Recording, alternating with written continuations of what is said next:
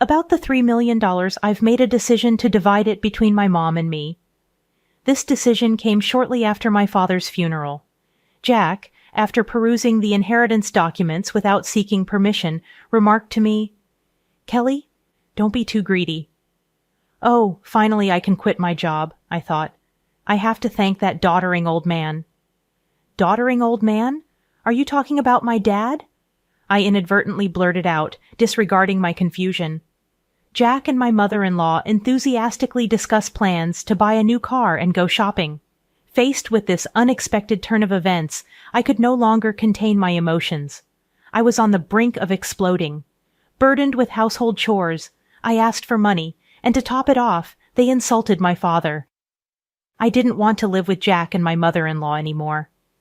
Suppressing my anger, I forced a smile and replied, "Sure, feel free to use the money as you and my mother-in-law please." I am Kelly Cohan, a 38-year-old housewife working alongside my husband. My parents were doctors who ran a well-reputed clinic in our hometown. As an only child, I was showered with love. After graduating from the School of Pharmacy, I secured a job at a major pharmaceutical company. Although my parents were disappointed I didn't become a doctor, they respected my decision. 10 years ago, my mother unexpectedly died in an accident, leaving me and my father devastated. During those difficult times, Jack, then my boyfriend, supported me. We met through a mutual friend, and 2 years after my mother's passing, Jack proposed. Jack was an ordinary salaryman in the food and beverage industry. Despite earning significantly more, I believed we could overcome any difficulty and be a happy couple. My father was overjoyed when I told him about our engagement. "I've heard how Jack supported you, Kelly. Thank you so much. Please continue to take care of her," he said. Facing my father, Jack stood straight and promised, "I will make her happy." Standing next to Jack, I was enveloped in feelings of happiness. The following week, we went to Jack's family home to announce our marriage. His mother, with flashy makeup and divorced from Jack's father, evaluated me rudely. "Marriage, huh? You're Jack's choice, are you? Isn't she a plain choice for you? And she's older, right? Wouldn't a younger and prettier girl be better for you?" Jack quickly retorted, "Mom, you know M Pharmaceuticals, right? Kelly works there. Her father is a doctor and runs his practice." I expected Jack to praise my character, but instead, he emphasized the financial advantages. Hearing this, his mother's expression changed to one of satisfaction. "Oh, Jack, you should have told me such important things earlier. That changes everything. I happily approve of the marriage. Nice to meet you, Kelly. Thank you." After gaining approval for our marriage from Jack's mother, Jack was overjoyed. However, I couldn't shake off a sense of unease. Despite things going smoothly in our decision to get married, when we were about to register our marriage, my father, a doctor and real estate investor, gifted me an apartment in a luxury building in New York City. I told Jack, "Dad has given me this apartment as a wedding gift, but it's our new home. Let's live here happily and peacefully together." Jack smiled happily, and thus our married life began. However, after getting married, I realized something unsettling. Jack, who had lived with his parents until then, was almost incapable of doing household chores.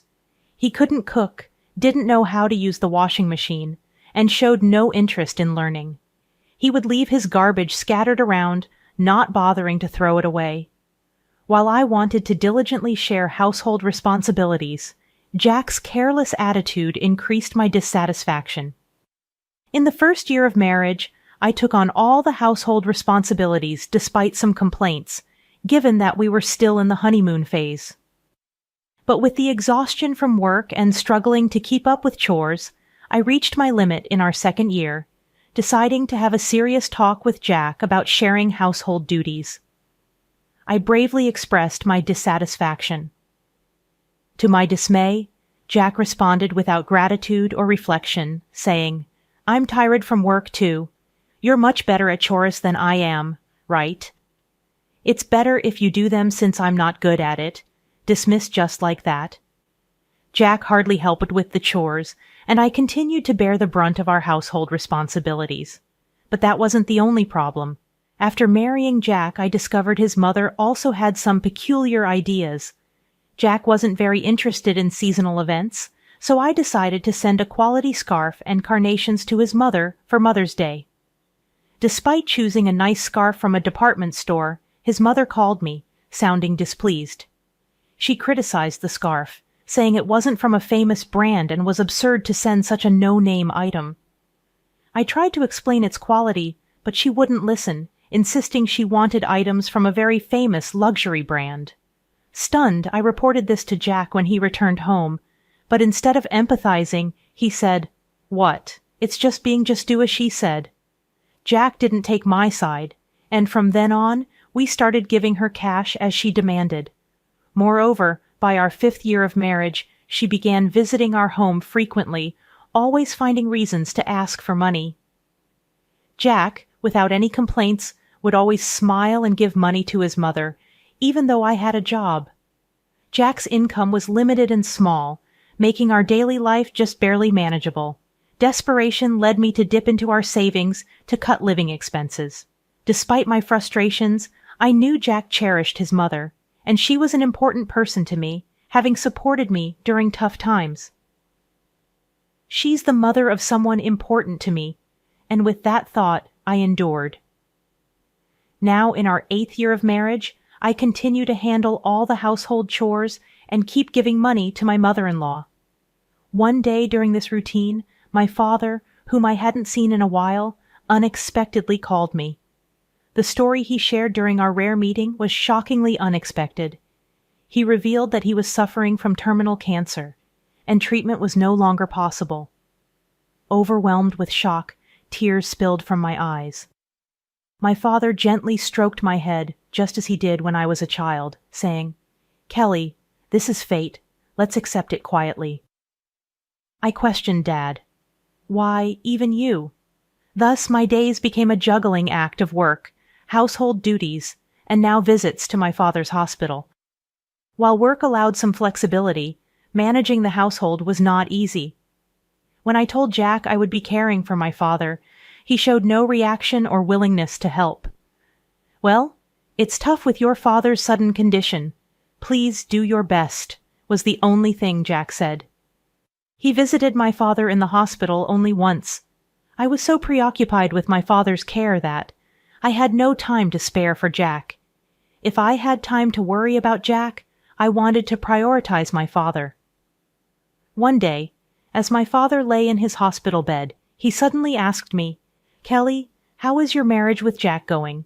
Caught off guard, I found myself thinking about Jack's attitude at home and his mother's behavior. I couldn't answer properly. Seeing my hesitation, my father seemed to understand and spoke to me.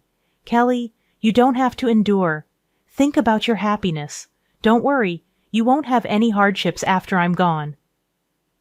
I couldn't hold back my tears, and my father silently and firmly held my hand. 3 months later, the inevitable moment arrived. My father passed away quietly, engulfed in immense sorrow.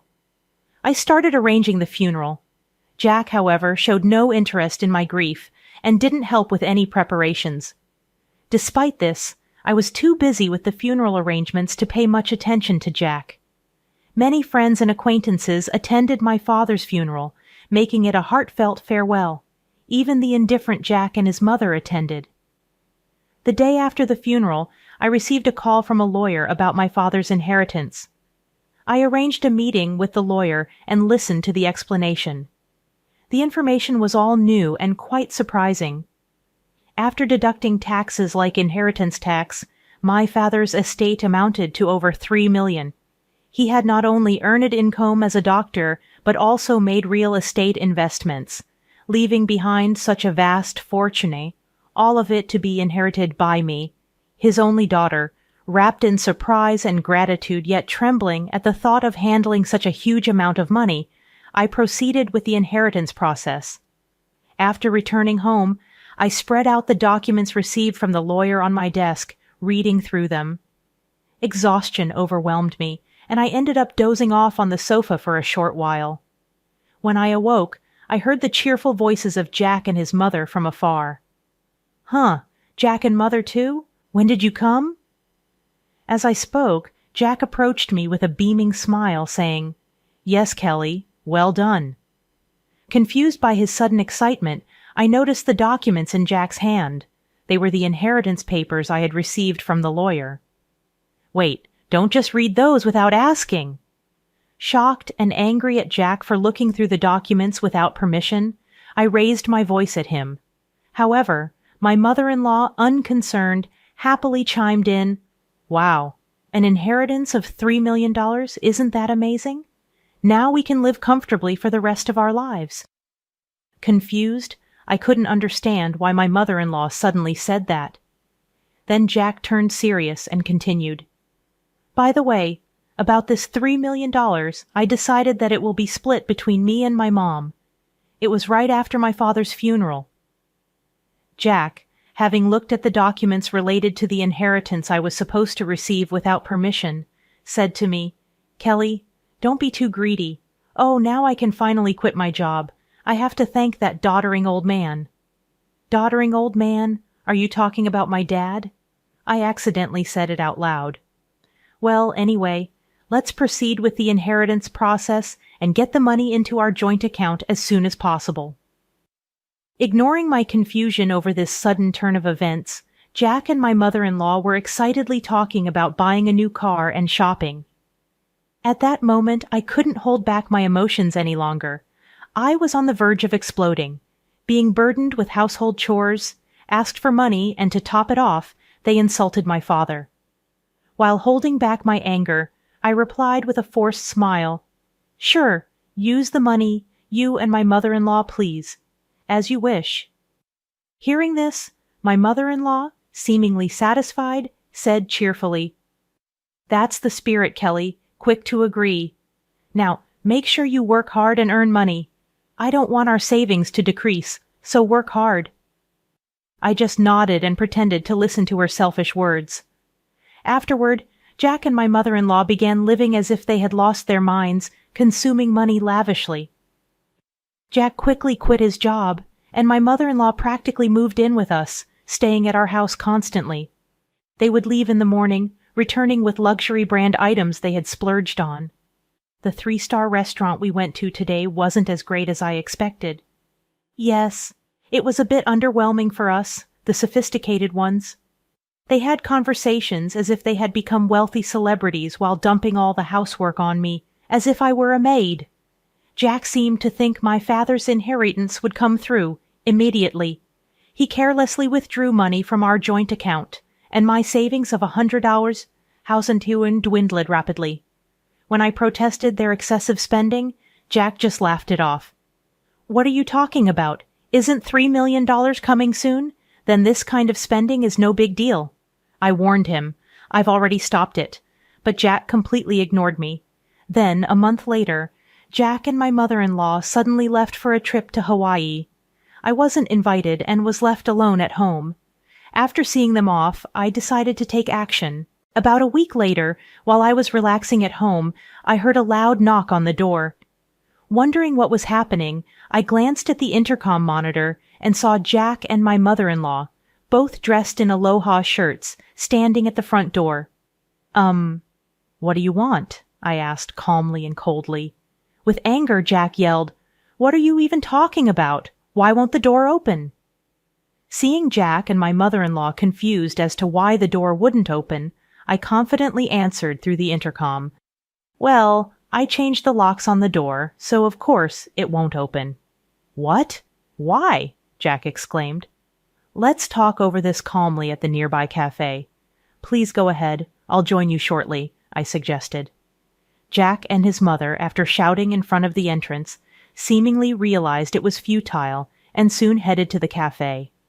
Once I confirmed they had left, I made my way to the cafe. Arriving there, I saw Jack and his mother, who had arrived earlier, waiting in a state of fury. "Hey, what's this about? Did you change the locks? Hand over the new keys right now," Jack demanded. "There's no need for me to give you the new keys. You both need to leave that house." I calmly told Jack and his mother, facing a visibly angry Jack. I presented a piece of paper. It was a divorce petition I had already filled out. Divorce? You're serious about divorcing me? His mother was equally shocked and bewildered. Kelly, why has it come to this? I spoke quietly to the two who were panicking and flustered. By the way, you've been spending lavishly every day. Are you sure your finances are okay? What money? Of course it's fine, Jack retorted vehemently, spitting as he spoke. Your father's inheritance is coming, right? There should still be over $50,000 in our joint account. Look, I'll show you right now. Saying this, Jack took out his smartphone and opened the banking app to check the account. At that moment, his expression changed abruptly. What?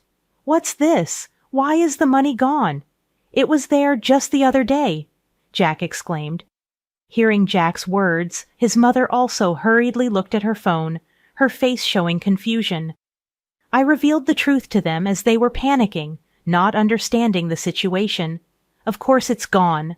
I'm divorcing you, so I moved that $50,000 to my account as part of the property division.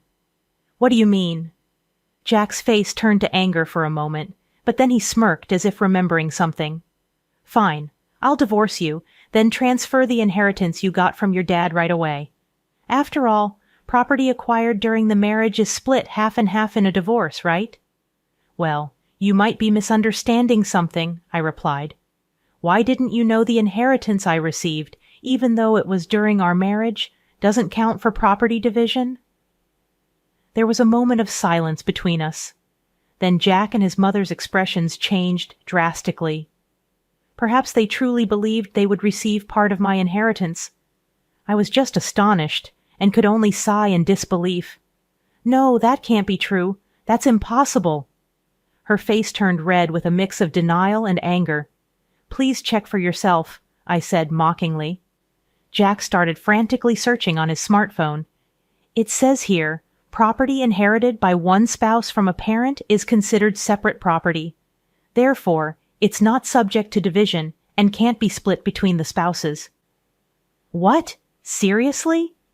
His mother, too, looked at the screen in shock. Then Jack approached me, pleading desperately. Kelly, please don't divorce me. I have no savings and no job. How am I supposed to live if you divorce me? Faced with Jack's pleading, I spoke to him clearly and firmly. What are you talking about? Take responsibility for your actions. I will never forget how you both treated me. I'm divorcing you. I'll go to court if I have to. Intimidated by my fierce demeanor, which they had never seen before, Jack and his mother shrunk back in fear, whimpering softly. Leaving the two of them dejected, I walked out of the cafe. Later on, Jack and I were able to go through the divorce proceedings without any issues. The $50,000 I had moved from our joint account was recognized as part of the marital property division. Eventually, I managed to get Jack and his mother out of my house. Jack, having already squandered the money from the property division, found himself penniless. Furthermore, he was overwhelmed with bills from the overseas trip and other expenses he had paid for with his credit card, quickly sinking into debt. Jack and his mother had to take on even more debt to make these payments, and they now live in a run-down apartment, working tirelessly every day to pay off their debts. The stark contrast to their former lavish lifestyle has been a huge shock for them. On the other hand, I sold a condo I used to share with Jack. I then moved into the apartment that used to belong to my father. I continue to work as before, but with the inheritance I received from my father, I am living a comfortable life, financially. With gratitude to my late father in my heart, I want to start anew and cherish my life ahead. I aim to protect my happiness and spend my days peacefully.